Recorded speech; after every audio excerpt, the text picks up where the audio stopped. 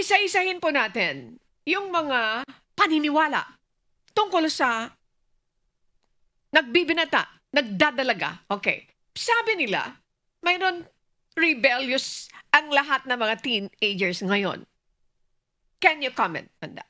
For me, ang term is more experimental. Okay. Kasi diba, their brain is a work in progress. Okay, so let's change the word. Do not use rebellious. What is the what do you call this? Medyo akma. Appropriate. Parang it's Para hindi more sila. experimental Okay, because they're trying to test the waters. Okay. Trying to test. Kasi diba, pag teenager ka, you're trying to develop a self na away from your family. Ulitin natin. Ano ang tamang tawag? Experimental. Okay, so careful. Ayan. Huwag tawagin as much as possible. Sa akin yan ito. Mamaya pwede akong i-correct ni Doktor. Ayan. Doc Margaret, instead of rebellious, experimental. Okay. May binabanggit din. May mga hormones, lahat hormones lang lahat daw po ng behavior nila. Sige, Dok, hindi ko ito maintindihan. Sige po, explain niyo po. Ano po ito? Hormones lang lahat ng behavior nila?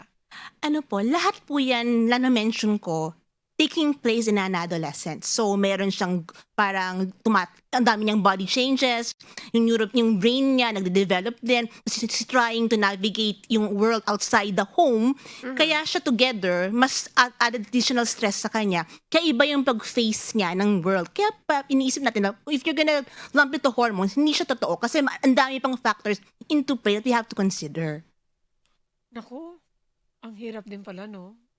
Parang, yung minsan yung ipapakita sa'yo na okay na siya, pero nakakatakot pala yan, ano po?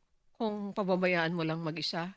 Kasi doon sa explanation ni Doktora, 25, ito po yun. Pero pag 20, naku po, medyo mahirap. Kaya kailangan yung mayroon paggabay. Tamad ba?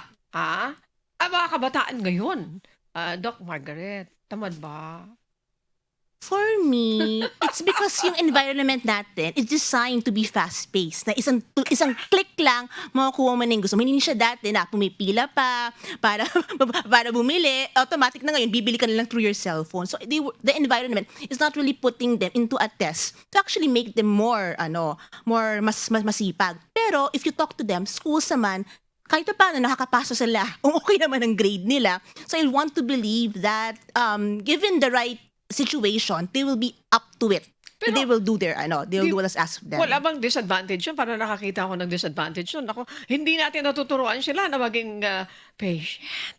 Alay, nako, napakabilis na, dahil dyan, hindi na, ayaw ko na.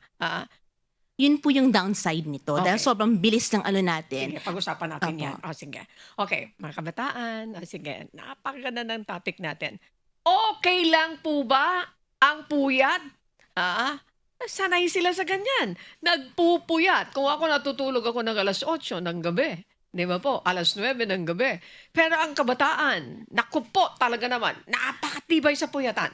Okay lang ba ang puyat? Hindi po. Dahil sanay naman sila. What is the answer? Hindi po. Hindi po. Kasi katawan mo ay napapagod. Kailangan pa rin ng at least 8 hours na tulog para maka-function ka properly for the next day. At the same time, you need to rest. Kasi di naman tayo energizer bunnies na forever na lang may energy. Kailangan nagpapahinga pa rin tayo para at least meron tayong energy for the next day. And to be able to focus in school, to do what's expected of us, kailangan natin ng pahinga at ng enerhiya. Okay, sundan ko agad yon. Normal ba na maging anxious, ano sa Tagalog, or sad, ang mga nagbibinata, nagdadalaga, kaya hindi dapat seryosohin? In general, they are generally more moody. Because, di ba nga, mas yung atin, mas tayo, mas moody talaga ang description sa kanila. Pero it's because of all the changes taking place. So generally, they're more moody. Kaya lang, magiging significant lang siya pag yung kanyang anxiety or yung kanyang depression, mas nakaka-apekto sa kanyang pangkabuhay. Hindi na pumapasok, hindi lumalabas ang kwarto, ayun na makihalubilo sa ibang tao, yun na po yung ating kailangang tutukan. Kasi totoo naman nagkakaroon ng ganyan. Yung iba nga lang, kailangan ng konting suporta, kaya kailangan lang nating usapin pa, bigyan ng payo. Pero yung mga iba na talagang hindi na naka-function, hindi na pumapasok, baba ng grades, ayun na makihalubilo, yun ang kailangan nating tulungan pa. Talaga naman, ako nasa-shock din ako. Doktora, sa sinasabi ninyo, pero ito yung reality. Okay, social media ang root cause ng lahat ng problema ng kabataan today. It's like yung sinasabi mo kanina na isang pindot lang nakuha nila yung lahat. So ang ano natin ngayon, social media widens their in kanilang horizon. It allows them different information. Ang kailangan lang kasi tutukan pa rin. Kasi hindi lang siya social media. Environment din yan. Kung may parent siya na pwedeng i-guide siya ng tama, social media will not be bad. Kung meron siya mga kaibigan na pwede siyang i-correct sa mga dapat na sources, social media will not be bad. It's how you use it. So social media is good in general, depende lang kung paano siya gamitin. So hindi siya lahat ng problema. In fact, kung gamitin ng tama, pwede pang makatulong ito. Kaya lang syempre, hindi natin kaya i-monitor lahat.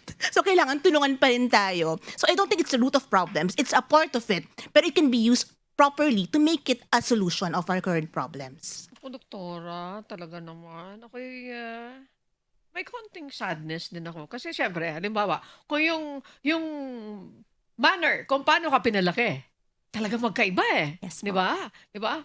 Anong moody-moody? Hindi pwede yan sa mga magulang natin before. Anong moody-moody? Yung mood mo hindi maayos at inuutusan ka, mood mo ganyan. Ako po, hindi po pwede yan sa mga katulad ko, di ba po? At saka yung wala kang pasensya sa ginagawa mo at nako, mayroon akong gustong sabihin mamaya po. Ayan, sasabihin ko po ito doon sa mga kabataan natin. Totoo naman eh. Siyempre may anak din tayo, di ba po? Talagang nakakashock. Nasya-shock din po ako. Pero dito sa mga pinapalawanag niyo po, makakatulong ito para magkaroon ng kaalaman yung ating mga magulang, yung ating mga guardian. Makakatulong ito. Now, ano to? Dapat mature na sila emotionally dahil malaki na sila. Ito po yung, di ba sabi natin, emotionally sila, yun yung mas develop. Pero yung kanilang thinking process to actually weigh consequences, hindi pa develop. Kaya mas prone talaga sila maging, mas moody sila kasi nga mas prone yung emotion nila. Pero hindi pa kasi nila iisip yung consequences sa mga action nila. Parang yun yung sa teenagers natin. Okay.